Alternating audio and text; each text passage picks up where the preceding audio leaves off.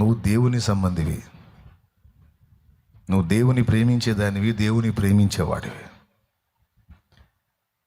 నీ ఎడల కుట్ర చేసేవాళ్ళు, నేను చెప్తున్నాను కదా, వాళ్ళ గొయ్యి వాళ్ళే తవ్వుకుంటారు. చెప్పాలంటే ఇంకా నిన్ను చంపుదాం అనుకున్న వాళ్ళు వాళ్ళ సావు డేటు వాళ్ళే రాసుకుంటారు. అది ఎలా జరిగిద్దని నన్ను అడగద్దు. మేము ఏమలపైన తిప్పొచ్చు, పైన ఉన్నాడు జగన్నాటక సూత్రధారి. దేవునికి స్తోత్రం కలుగునుగా. అందులో లేఖనంలో కూడా రాయించి పెట్టాడు, గొయ్యి తవ్వు వాడే అందులో పడును అని. అటు గుంటలు తీయొద్దు, గోతులు తవ్వొద్దు. తవ్వినోడు పడతంటే మనం ఆపొద్దు. దేవునికి స్తోత్రం కలుగునుగా. ఎందుకు కష్టపడి తవ్వుకున్నాడుగా, కష్టపడి తవ్వాడు కదా, మరి వాడు అందులో పడుతున్నప్పుడు మనం ఎట్లా ఆపుతాం? ముచ్చటగా తవ్వుకుంటే సావురా అంటే. దేవునికి స్తోత్రం. బాగా వినండి, మూడు విషయాలు మీకు అందించి నేను ముగిస్తా. ఇప్పటిదాకా జరిగిన మ్యాటర్ చెప్పా. కల్పిత గాథ కాదు, కహాని కాదు, ఇదొక చరిత్ర. ఇదొక చరిత్ర, నిజంగా జరిగిన చరిత్ర, నిజంగా దేవుడు కదిలి చేసిన కార్యం. ఆనాడు దానియేలును ఆ సింహాల నుంచి కాపాడితే, ఈరోజు మనుషుల రూపంలో ఉన్నటువంటి క్రూర సింహాల నుంచి నిన్ను ఎన్నోసార్లు కాపాడాడు. నీకు తెలుసా సంగతి? ఎంతమంది ఒప్పుకుంటారు? అవన్నా దూత గద్దిస్తే ఆగుతాయి అవి. నిజంగా అండి, జంతువులకి చాలా రెస్పెక్ట్ ఉందండి దేవుడు అంటే. తెలుసా మీకు? యోనా పలానా కిటికీలో నుంచి పడతాడు, నువ్వు అటువైపే ఉండాలని తిమింగలానికి చెప్తే ఎటు వస్తాడో ఎటేస్తారో అని అది నోరు తెరుచుకొని ఓడ చుట్టూ తిరిగింది. లేకపోతే అది ఆ పక్కుంటే ఈ పక్క సిరితే పోయేవాడు పాతాడానికి. దేవునికి స్తోత్రం. ఏ కిటికీలో నుంచి పడతాడో అని అది ఎంత స్పీడ్గా తిరిగి ఉంటుంది ఓడ చుట్టూ. ఈలోపు మనోడిని బయట పెట్టారు, యోనాన్ని చూసింది, ఈ పక్క వేస్తున్నారు అని ఆ నీళ్లలో ఉండి నోరు తెరిసింది. కరెక్ట్గా విసిరగానే అలాగ పట్టేసుకుంది. దానికి ఎంత గౌరవం అండి దేవుని మాట అంటే. దేవునికి స్తోత్రం కలుగును గాక. షెకెలు మింగిన చేపకు ఆజ్ఞ అయింది, మిగిలిన చేపలన్నిటినీ క్రాస్ చేసి పేతురు వేసిన గాలం అదే పట్టుకుంది. ఎందుకంటే దైవాజ్ఞ. పట్టిన చేపని పేతురు ఏం చేసి ఉంటాడు? దాని నోట ఉన్న ఆ షెకెలు తీసి దాన్ని అందులోనే వేసి ఉంటాడు, పో దైవాజ్ఞ నెరవేర్చావని. ఈ రకంగా మీరు బైబిల్లో చూస్తే కాకులు ఎంత దొంగయి. పోయి ఏలియాకి మీరు ఆహారం పెట్టండి అంటే కొన్ని కాకులేమో రొట్టెలు, కొన్ని కాకులేమో మాంసం. ఎంత బాగా ఉన్నాయండి. ఇక్కడ సింహాలు నోళ్ళు మోసినాయి, అక్కడ కాకులేమో ఆహారాన్ని మోసినాయి. తిమింగలమేమో నోరు తెరిచి కాచుకుంది. నోవహు పిలిస్తేనేమో చతుష్పాద జంతువులు, ఆకాశ పక్షులు మొత్తం వచ్చి ఓడలో కూర్చున్నాయి. అసలు మనకంటే అవి బెస్ట్ అండి. నిజంగా మనంత పెడద్రం, మనంత నడమంత్రం, మనంత మిడివేళ వాటి దగ్గర ఉండదు. ఏదన్నా పాప మొరటగా ప్రవర్తించినా తెలియక చేస్తాయి తప్ప అవి వాటికి తెలిసినంత వరకు చాలా పద్ధతిగా ఉంటాయి. వాటి కంటే భయంకరులు మనుషులండి. సింహానికి దొరికితే ఒక్కసారి కండకండాలు చీల్చి తినేస్తాయి. కానీ ఈ సింహాల కంటే క్రూరమైన మనస్తత్వాలు ఉన్న వ్యక్తులు ఉంటారే, ఒక్కసారి చంపరండి. పొడిచి పొడిచి పొడిచి పొడిచి పొడిచి పొడిచి పొడిచి పొడిచి చంపి సత్యాక సంతాప కూటం పెడతారండి. అసలు నిజంగా ఎంత గొప్పోడు మహానుభావుడు. నిజంగా ఆయన అసలు అట్లా ఎట్లా అని ఒక్కొక్కడికి మైక్ ఇస్తే మైకు నిండా ఊసి ఊసి ఊసి ఇంకొకటి తీసుకుంటే గబ్బు కొట్టాల మైకు. అంతసేటు పొగిడి పొగిడి పొగిడి పొగిడి ఒక్కొక్కడైతే ఏడ్చి కూడా మరీ పొగుడుతూ ఉంటాడు. నిజంగా నిజంగా అంటాడు, వీడే ఎక్కువ గాయం చేసి ఉంటాడు.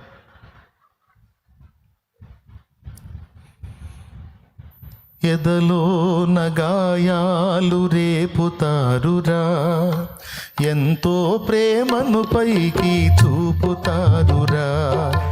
ఎదలో నగాయాలు రేపుతారురా, ఎంతో చూపుతాదురా. ఎవరి ప్రేమ చూసినా కలుషితమేరా, ఎవరి ప్రేమ చూసినా కలుషితమేరా. Praise the lord. ఆ సింహాలు ఒకసారి చంపేస్తాయండి. ఆకలి అయితే అయ్యే కాలో చేయో తీసేసుకొని తినేస్తా అయిపోయింది. కానీ ఈ సింహాలు ఉన్నాయే, వాటికంటే డేంజర్ అండి. ఇవి సావానివో బతకానియో, పీక్కు తింటా ఉంటాయి. ఇవి డిఫరెంట్ సింహాలండి. ఒక్కొక్కళ్ళకి ఒకళ్ళ రూపంలో ఉండొచ్చు, ఒక్కొక్కళ్ళకి ఇద్దరు రూపంలో ఉండొచ్చు, ఒకళ్ళకి నలుగురు రూపంలో ఉండొచ్చు, ఒకళ్ళకి 10 మంది రూపంలో ఉండొచ్చు. ఏమంటారు? పాయింటేనా కదా? ఆశ్చర్యం ఏంటంటే దేవుడు ఆ సింహాల నుంచే కాదండి, ఈ సింహాల నుంచి కూడా దేవుడు నిన్ను నన్ను కాపాడుతూనే ఉన్నాడు. వామ్మో, దానియేలు దేవుడు కదా మన దేవుడు. మరి ఎవరు దేవుడు? దానియేలు దేవుడే, నీ దేవుడు నా దేవుడు. అమ్మో, లేకపోతే ఈ సింహాలు అసలు బతకనిచ్చేయ మనల్ని. అమ్మో, చంపేసేయి మనల్ని భయంకరంగా, చిత్రవాద చేసి. కానీ దానియేలు దేవుడిగా నీ పక్కన ప్రత్యక్షమయ్యాడు ఈ సింహాలు గర్జించిన ప్రతిసారి. కుక్కలు మురిగినప్పుడు కర్ర తీసుకొని ముట్టెల మీద కొట్టాడు. కుక్కలు మురుగుతాయి అప్పుడప్పుడు, కుక్కలు వాటినేమో ముట్టెల మీద కొట్టాడు. పెక్క తినే సింహాలు ఉంటాయి, వాటినేమో కత్తి తీసుకొని గుచ్చుదా గొంతులని అట్లా ఆపాడు అన్నమాట. లేకపోతే ఆ కుక్కలు ఈ సింహాలు మొత్తం కలిసి అమ్మో బతకనిచ్చాయా? మరి దేవునికి స్తుతి చెప్పవేంది మరి? ఇంత భయంకరమైన వాటిలో నుంచి నన్ను కాపాడుకొస్తున్నావయ్యా, నిరంతరం దానియేలు దేవుడుగా నాకు తోడై ఉన్నావు నువ్వు. హల్లెలూయా. దానియేలు దేవుడవై నిరంతరం నాకు తోడై ఉండి భయపడకో, నేను నీ పక్కనే ఉన్నానని చెప్పి నన్ను ధైర్యపరిచిన వాడా, నీకు స్తోత్రం చెప్పవే, చెప్పు, గట్టిగా చెప్పవే. నిజం, లేకపోతే నీ మనుగడే కష్టం. చాలామంది ఒప్పుకున్నారు మీలో.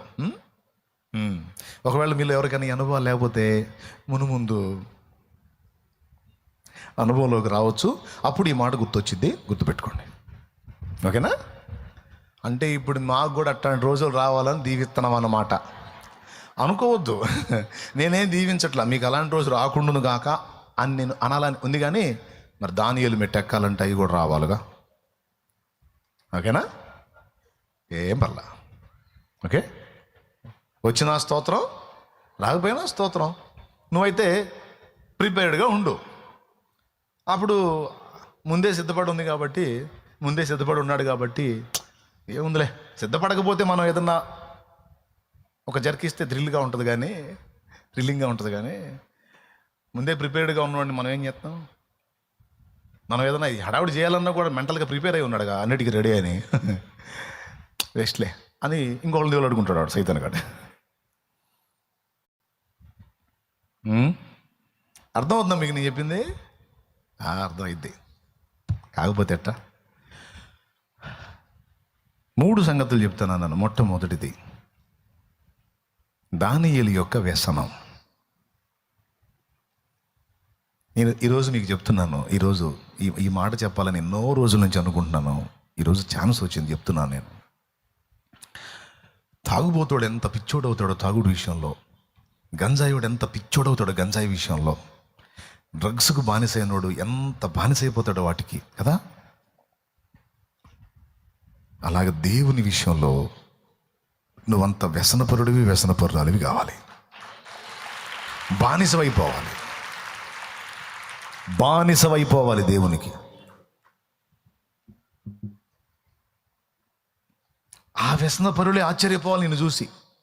ఇదేం వ్యసనం రో, మమ్మల్ని కూడా మించిపోయాడో అనిపించాలి. దేవునికి స్తోత్రం. ఇదేం వ్యసనం రో, మమ్మల్ని కూడా మించిపోయింది మహాతల్లి అనుకోవాలి. నేను ఇది నా అనుభవంలో, నా ఆలోచనలో చెప్తున్నాను అనుకోవద్దు. దేవుడు ఈ అనుభవం మీరు కలిగి ఉండటానికి తాగుబోతోళ్ళనే చూపించాడు బైబిల్లో. ఎఫెసీ పత్రిక 5వ అధ్యాయము 17వ వచనం నుంచి కిందికి చదువు. మరియు మద్యముతో మత్తులై ఉండకుడి.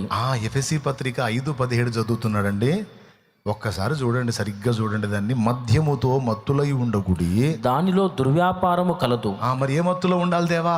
అయితే ఆత్మపూర్ణులై ఉండుడి. పూర్ణులై ఉండుడి అన్న దగ్గర ఆ మత్తులోకి వెళ్ళమని చెప్తున్నాడు. ఏ మత్తులోకి? ఆత్మ మత్తులోనికి, ఆత్మీయ మత్తు, దేవుని మత్తులోనికి. ఇప్పుడు ఈ డ్రగ్స్ వాళ్ళని కానీ, గంజాయి వాళ్ళని కానీ, వ్యభిచారపు వాళ్ళని కానీ, పేకాట వాళ్ళని కానీ, బెట్టింగ్ వాళ్ళని కానీ, ఈ తాగుబోతు వాళ్ళని కానీ మనం కాసేపు వాళ్ళ కొంచెం ఆలోచిస్తే ఇందులో నెంబర్ 1లోకి వచ్చేది డ్రింక్ మాస్టర్లు. అసలు వాళ్ళు నిజంగా ఒక తాగుడే అనే ఒక్కటి తప్పించి చాలా విషయాల్లో మనకి అద్భుతంగా వాళ్ళు రూట్ చూపిస్తారు మనకి. తెలుసా మీకు? బార్ షాపులో తాగరు వాళ్ళు ఎక్కువ, వాళ్ళకి ప్రైవసీ కావాలి. అందుకని పొలాల్లో మీరు చూస్తే అక్కడక్కడ సీసాలు కనపడుతుంటాయి. అంటే ఏకాంత అనుభవం. దేవునికి స్తోత్రం కలుగును గాక. అంటే ప్రైవసీ అన్నమాట. వాడికి స్పెషల్ ఉండాలి, ప్రత్యేకత ఉండాలి, డిస్టర్బెన్స్ కావద్దు. బాటిల్ పెట్టుకుంటాడు, బిర్యానీ తెచ్చుకుంటాడు, సీసా పెట్టుకుంటాడు, గ్లాసు పెట్టుకుంటాడు, వాటర్ బాటిల్ తెచ్చుకుంటాడు, అన్నీ పేర్చుకుంటాడు. వాళ్ళంటి తాగుబోతాడు వస్తే వాడితో ఫ్రెండ్షిప్ చేస్తాడు. ఇద్దరు కలిసి మందు గురించి రకరకాలుగా వర్ణించుకుంటా, తాగుతా, ఆస్వాదిస్తూ ఉంటారు. దినమంతా పనిచేసేది ఆ పాయింట్ కోసమే. తను బిడ్డ రోజంతా కష్టపడేది ఆ అనుభవం కోసం.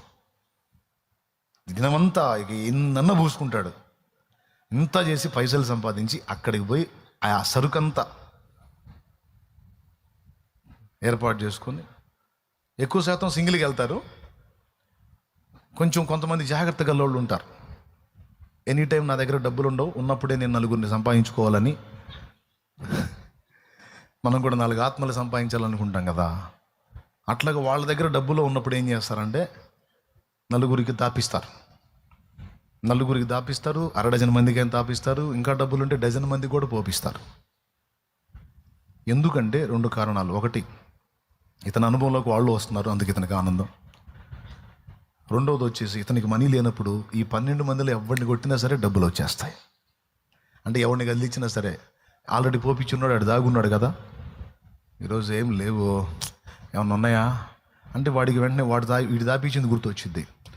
అవునా, లేవా, సరే పర్లేదులే, మనం పోదాంలే, నేను తీసుకొస్తాలే అంటాడు. ఎట్లా వీడికి 12 మందికి ఒకసారి పోపించాడంటే 12 రోజులకు దిగులు లేదు, మందు లేకపోయినా, డబ్బు లేకపోయినా. వాళ్ళ తెలివి దీపం ఉండగానే ఇల్లు చక్కబెట్టుకోవాలని, జేబులో డబ్బులు ఉండగానే నలుగురిని సంపాదించుకుంటారు వాళ్ళు. నిజం. కావాలంటే ఎంక్వైరీ చేయండి, ఏం పర్లా, నువ్వు మనసారా నవ్వుకో, ఇబ్బంది ఏం సిగ్గుపడవాకు, దేవునికి స్తోత్రం కలుగునుగా, హల్లెలూయా. కానీ మ్యాటర్ తీసుకో. అర్థమైందా? నేను చెప్పింది కాదో నిజమో. ఆల్రెడీ డ్రింక్ మాస్టర్లు సీనియర్స్ ఉన్నారు ఇక్కడ, కథ మానుకున్నారు. అవునా కదా బ్రదరు? అద్దుకొచ్చి యథార్థవంతులు చేతులు ఎత్తారు. పాయింట్ అదే. ఈరోజు మనమేమో 4 ఆత్మలు సంపాదించాలని ఈ మత్తులో ఉన్నాము. వాళ్ళేమో డబ్బులు జేబులో ఉంటే నలుగురిని సంపాదించుకుంటారు. అప్పుడు నెల మొత్తం తాగొచ్చు డబ్బు లేకపోయినా. మన వాళ్ళకి అర్థం కాదు. అరే పెద్దోడా, డబ్బులు ఏమైనా ఇచ్చావు నాన్నకి? ఎప్పుడు ఇచ్చానో మొత్తం నేనే ఇచ్చాను. మరి ఇంట్లో తీసుకెళ్ళలేదు, నీ దగ్గర. చిన్నోడా, నువ్వేమన్నా ఇచ్చావా? నా దగ్గర ఉంటే కదా నేను ఇయటానికి. అమ్మాయి, నువ్వేమన్నా ఇచ్చావా? ఏందమ్మా ఇచ్చేది? మా ఆయన ఊరుకుంటాడా? నువ్వు ఇలా ఆడిలా ఈడిలా నేను ఇలా ఎట్ట తాగుతున్నాడు, రోజు తాగి వస్తున్నాడు. అన్ని లైన్లో ఉన్నప్పుడు సహోదరులను ఏర్పరచుకున్నాడు. కాబట్టి ఇప్పుడు ఎవరు ఇచ్చినా ఇవ్వకపోయినా, జేబులో చిల్లిగవ్వ లేకపోయినా రాయల్గా మంది దాకా వస్తాడు. ఇది పాఠం ఏంటంటే, ఏనాటికైనా నలుగురిని సంపాదించుకోవాలనే పాఠం తాగుబోతుడు నేర్పుతున్నాడు. తాగనోడికి భక్తి పరులకు నేర్పుతున్నాడు. ఆఖరిగా చచ్చిపోయినప్పుడు కూడా ఎక్కువ శాతం గ్యాదర్ అయ్యేది డ్రింక్ మాస్టర్లే. ఎంత యూనిటీ అంటే వాళ్ళకి, ఎంత ఐక్యత అంటే తలాపున సీసా కూడా పెడతారు వాళ్ళు తెచ్చి. రేయ్ తెచ్చావా? వాడు మ్యాన్స్ నౌన్స్ తాగుతాడ్రా, వాడు అది తాగుతాడు. నేను విఎస్ఓపి తెచ్చానే, విఎస్ఓపి తెచ్చావా? నేనేం చెప్పాను నీకు? మ్యాన్స్ నౌన్స్ వాడు తాగేది లైట్గా ఉంటుందని అదే తాగుతుంటాడు వాడు. తీసురా, పోతే పోయిన డబ్బులు తేరా, తలాపున పెట్టరా అంటే సచ్చినా కూడా వాటితో ఆ అనుబంధం ఎంతగా పెనేస్తారంటే, పొరపాటున నువ్వు కానీ లేచే అవకాశం ఉంటే, పొరపాటున నువ్వు పునరుద్ధానం చెందే అవకాశం ఉంటే, ఏ కోశానన్నా నీలో ప్రాణం ఉండి నువ్వు బ్రతికితే, నువ్వు బ్రతకగానే ముందు సీసా పట్టుకోయా.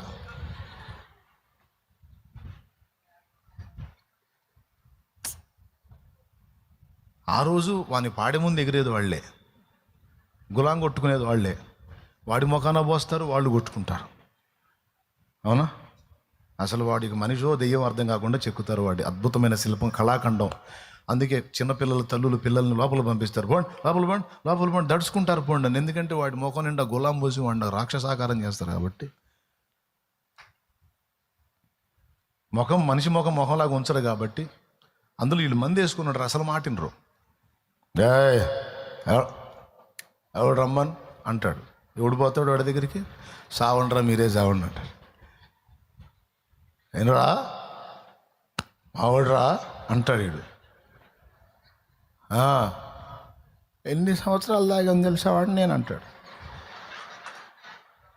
ఓరీడు అనుబంధం చావా. ఆ తాపి వాడిని గా చేసాడు, వీడు కూడా రెడీ అయ్యాడు. గాలేస్తే ఎగిరేటట్టు ఉంటాడు, పాడికి మాత్రం అడ్డం తిరుగుతుంటాడు. ఎవడికన్నా చిరాకు పుట్టి కొడితే కాసేపు నీరసం వచ్చింది పండుకొని మళ్ళీ లేచి మళ్ళీ మొదలు పెడతాడు. అస్సలు వాళ్ళ సమర్పణ, వాళ్ళ ఐక్యత, వాళ్ళ త్యాగం, వాళ్ళ అంకిత భావం ఎవడికి రాదండి. ఎన్ని చిన్నెలు చూశాను సమాధి కార్యక్రమాలకు పోయి. ఓ నాయన, చాలా మస్తు. ఇవన్నీ ఎందుకు చెప్తున్నానంటే, సరదాగా కాసేపు టైంపాస్ నవ్వుకుంటారని కాదు.